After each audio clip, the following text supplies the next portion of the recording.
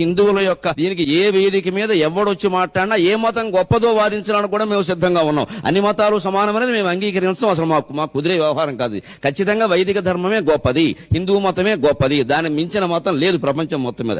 ప్రపంచం మొత్తం మీద ఏ వేదిక మీదైనా ఎవడైనా అంతకంటే గొప్ప మతం ఉందంటే వాదించడానికి సిద్ధంగా ఉన్నాం. శాస్త్ర ప్రమాణాలతో అడ్డగోలు వాగుడు మాట్లాడొద్దు.